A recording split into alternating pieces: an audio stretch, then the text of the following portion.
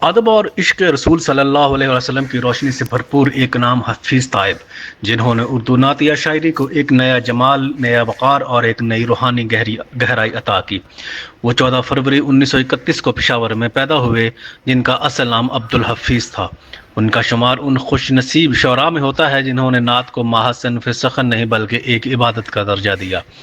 حفیظ طائب کی نعتیں صرف زبان سے ادا نہیں ہوتی بلکہ دل سے نکلتی ہیں اور سامعین کے دل و روح میں اتر جاتی ہیں۔ ان کے اشعار میں عشق رسول، ادب، عاجزی اور روحانی حسن کی جھلک واضح طور پہ دکھائی دیتی ہے۔ انہوں نے نعت کو سادہ لفظوں میں ایسا بیان کیا کہ ہر سننے والا اس میں کھو جاتا ہے۔ ان کی مشہور نعتیں جیسے میں سیدہ زہرا کے گھر کا گدا ہوں اور مدینے کے سفر پہ جا رہا ہوں آج بھی زبان زد عام ہیں اور محفل میں عقیدت سے پڑھی جاتی ہیں۔ حفیظ طائب نہ صرف نعت گو شاعر تھے بلکہ ایک فکری، دینی اور تہذیبی شعور رکھنے والے صاحب علم شخصیت بھی تھے۔ وہ 13 جون 2004 کو اس دنیا سے رخصت ہوئے اور لاہور کے کریم بلاک قبرستان میں آسودہ خاک ہیں۔